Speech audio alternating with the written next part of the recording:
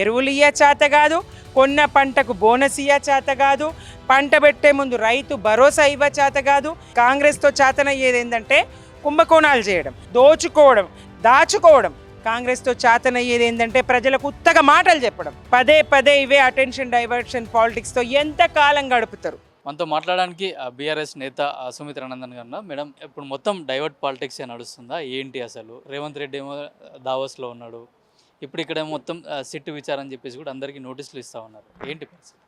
ఉద్యమ దళపతి చావు నోట్లు తలబెట్టి 11 రోజులు పచ్చి మంచినీళ్ళు కూడా ముట్టకుండా తెలంగాణ రాష్ట్రాన్ని సాధించినటువంటి మాన్యులు కేసీఆర్ గారికి, తెలంగాణ తొలి ముఖ్యమంత్రి, ప్రగతి పథంలో తెలంగాణను నిలబెట్టినటువంటి రాష్ట్ర సాధకుడు తొలి ముఖ్యమంత్రి కేసీఆర్ గారికి నోటీసులు ఇవ్వడాన్ని తీవ్రంగా ఖండిస్తూ ఇవాళ కాంగ్రెస్ అధికారంలోకి వచ్చిన నాటి నుండి నేటి వరకు కూడా పాలనను విస్మరించి వీళ్ళు చేస్తున్నటువంటి ప్రతీకార రాజకీయాలు. ఇది ప్రజాపాలన కాదు, ప్రతీకార పాలన. ఇది ఫాసిస్టు పాలన. ఇవాళ చూస్తూ ఉన్నాం, అధికారంలోకి వచ్చిన నాటి నుంచి కూడా ఇదే. ఖాళీ కుండలు ఉన్నాయి, లంకె బిందెలు ఉన్నాయి అనుకొని వచ్చినాం. అలాగే ఇన్ని అప్పులు ఉన్నాయి, అన్ని అప్పులు ఉన్నాయని వాళ్ళు అప్పు తెస్తూ అబద్ధపు ప్రచారాలు చేసి, ఎన్నికలకు ముందు అబద్ధపు ప్రచారాలే, ఆ ప్రచారాల పునాదుల మీదనే అధికారంలోకి వచ్చి ఆ అబద్ధపు హామీలు, బూటకపు హామీలు, నెరవేర్చలేనటువంటి హామీలు సాధ్యమైనప్పటికీ మేము అదే బీఆర్ఎస్గా మేము చెప్పకున్నా చేసిన సంక్షేమ పథకాలు ఎన్నెన్నో ఏ మేనిఫెస్టోలో పెట్టలేము. ఏ ప్రజలు మమ్మల్ని అడగలేరు, ఎవ్వరికీ హామీ ఇవ్వలేదు. రైతన్ని అడిగిండా పెట్టుబడి సాయం ఇవ్వమని? మేము మేనిఫెస్టోలో పెట్టినామా రైతు బంధు ఇస్తామని? మేము అడగకుండా ఇచ్చినాం. వ్యవసాయ స్థిరీకరణ జరగాలని కేసీఆర్ గారు ఆలోచన చేసి చెరువుల పుడిక తీసి 24 గంటల కరెంట్ ఇచ్చి, పెట్టుబడి సాయం అందించి, సమయానికి ఎరువులు ఇచ్చి మొన్న చూసినాం కాంగ్రెస్ పాలనలో ఎరువులకు ఎంత గోస వచ్చిందో, యూరియాకు రైతులు ఎంత అవస్థపడ్డారో చూసినాం. ఎన్ని దుర్మార్గ ప్రచారాలు ఇంకా రైతుల మీద. ఈ వీడియోలు పెట్టిండ్రని, అంత అవుతుంది అని, వాళ్ళంతా బీఆర్ఎస్ మనుషులని ఎంత దుష్ప్రచారం చేసిండ్రు. రక్తాలు గారేటట్టు, కొట్టుకునేటట్టు లైన్లలో ఆ పరిస్థితులు ఉండే. ఎరువులు ఇయ్య చేత కాదు, కొన్న పంటకు బోనస్ ఇయ్య చేత కాదు, పంట పెట్టే ముందు రైతు భరోసా ఇవ్వ చేత కాదు.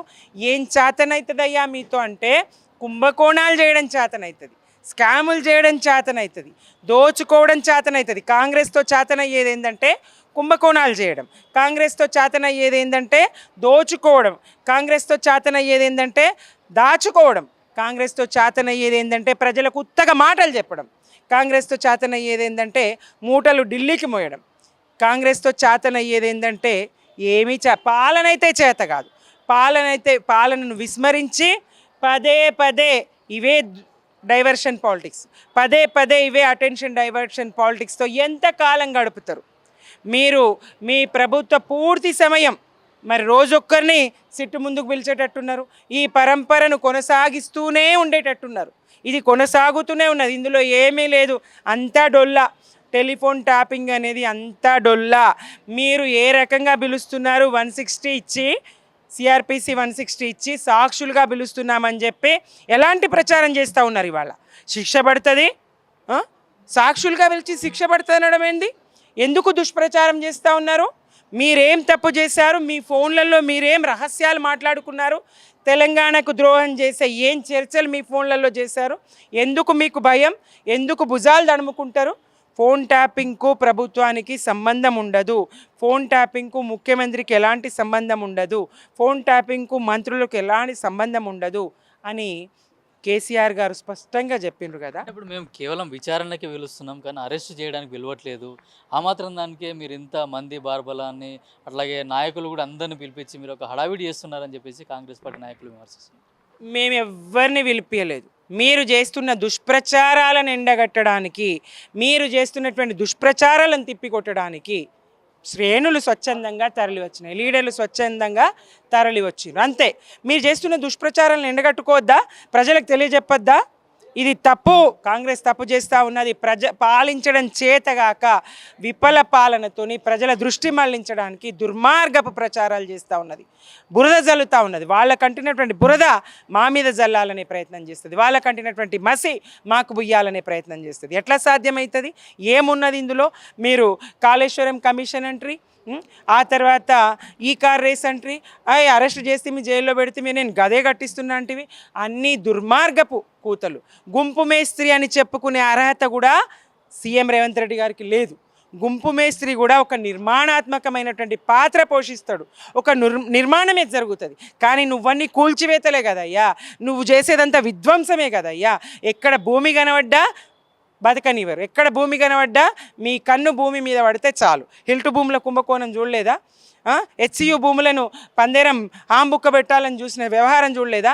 లగచెర్ల గిరిజనుల మీద మీ ప్రతాపం ఏందో చూడలేదా? ఏది పాలన చేతగాని తనం తప్ప ఇంకొకటి మీ వల్ల అయ్యేదేమీ లేదు.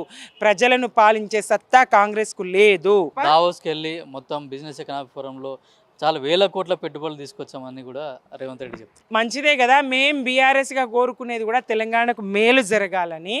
పాలకులు ఎవరైనా సరే ప్రజలకు మేలు జరగాలి, తెలంగాణకు మేలు జరగాలి, నష్టం జరగద్దని మేము కోరుకుంటాం. కానీ మీరు అడుగడుగునా తెలంగాణను అన్యాయం చేసే విధంగా మీ పనులు ఉంటాయి. ఇవాళ నీటి వాటాను ఏపీకి తరలిస్తారు.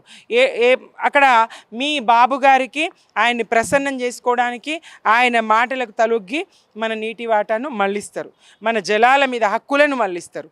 చూస్తున్నారు కదా ప్రజలు. అన్ని రకాలుగా మీ దోపిడీ వ్యవహారాలను, మీ అసమర్థ పాలనను పెయ్యన్ని కళ్ళతోని కేసీఆర్ గారు ఒక్కరే కాదు, తెలంగాణ ప్రజలందరూ గమనిస్తూ ఉన్నారు. కేసీఆర్ గారి పాలన, దశాబ్ద కాలపు పాలన ఫలాలేంటి? ఈ 2 సంవత్సరాల్లో మీరు విస్మరించిన రంగాలెన్ని? మీరు ఏ రంగాన్ని విస్మరించే? అన్ని రంగాలు అడుగుముట్టించే పాలన కదా, అన్ని రంగాలు పతనమైపోతూ ఉన్నాయి కదా. వ్యవసాయ రంగము, విద్యారంగము, వైద్య రంగము, నీటిపారుదల రంగము, ఒక్క రంగం కాదు, పారిశుద్ధ్యము, పట్టణాలు, గ్రామీణము, అన్ని రంగాలను కూడా మీ పాలనతోని అడుగుముట్టిస్తూ ఉన్నారు, నాశనం చేస్తూ ఉన్నారు తెలంగాణను. ప్రజలు తిరగబడతారు, బుద్ధి చెప్తారు. విచక్షణ ఉన్నది ప్రజలకు, విజ్ఞత ఉన్నది ప్రజలకు. మీ మోసం ప్రజలకు తెలిసింది, మీ మోసం అన్ని వర్గాలకు తెలిసింది. అబద్ధపు హామీలు ఇచ్చి ప్రజలను మోసగించి గద్దె మీద ఎక్కి ఇవాళ ఈ నాటకాలు ఆడితే, ఈ డ్రామాలు చేస్తే ఎవరినో కేసీఆర్ గారిని 10 సంవత్సరాల పాటు తెలంగాణను ప్రగతి పథంలో నడిపించినటువంటి మహానేతను, గొప్ప దార్శనికుణ్ణి, మరి గోదావరి కృష్ణమ్మలను తెలంగాణకు బీళ్లకు మళ్లించినటువంటి, తెలంగాణను సస్యశ్యామలం చేసినటువంటి మరి ఆ కేసీఆర్ గారిని, ప్రతి ఇంటికి మంచినీళ్ళు ఇచ్చినటువంటి కేసీఆర్ గారిని, తెలంగాణను ఒక అన్నం గిన్నెగా మలచినటువంటి, దేశానికి అన్నం పెట్టే స్థాయికి తీసుకుపోయినటువంటి కేసీఆర్ గారిని, ప్రజలందరినీ కడుపులో పెట్టుకొని అన్ని వర్గాలను, సబ్బండ వర్గాలని కడుపులో పెట్టుకున్నటువంటి కన్నతండ్రి లాంటి కేసీఆర్ గారిని, తెలంగాణ జాతిపితను అవమానించాలని విచారణ పేరుతో ఆయనకు నోటీసులు ఇస్తే ఎడిగుడ్డి తెలంగాణ కాదు కదా. ఆయన సారథ్యంలో, ఆయన వెనుక నడిచి సాధించుకున్న రాష్ట్రం కదా ఇది. తప్పకుండా తెలంగాణ ప్రజలు బుద్ధి చెప్తారు కాంగ్రెస్కు.